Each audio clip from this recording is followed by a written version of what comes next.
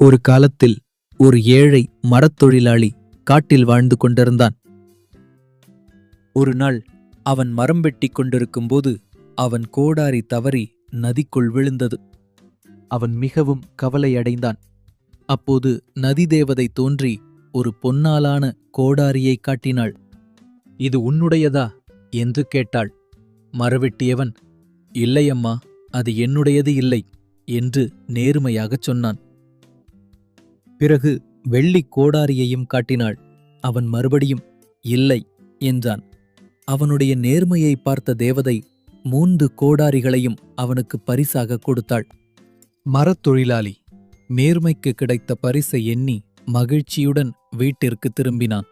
இக்கதையின் மூலம் நாம் தெரிந்து கொள்வது என்னவென்றால், நேர்மைதான் உண்மையான செல்வம்.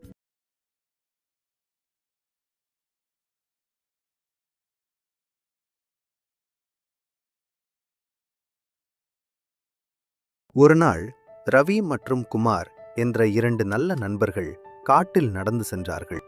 அப்போது திடீரென ஒரு பெரிய கரடி அவர்களுக்கு பக்கத்தில் வந்தது. இருவரும் மிகவும் பயந்து விட்டார்கள். ரவி உடனே ஓடி மரத்தில் ஏறிக்கொண்டான். ஆனால் குமார் ஏற தெரியாமல் கீழே நின்றான். குமார் திடீரென புத்திசாலித்தனமாக தரையில் படுத்து சுவாசம் இல்லாதவனாக நடிக்க ஆரம்பித்தான். கரடி வந்து அவனை வாசனை பார்த்தது. கரடி அவன் இறந்து விட்டான் என்று நினைத்து அங்கிருந்து சென்று விட்டது. பிறகு ரவி கீழே வந்து, "கரடி என்ன சொன்னது?" என்று கேட்டான்.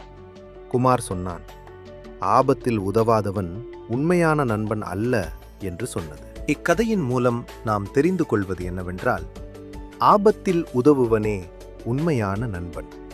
நன்றி.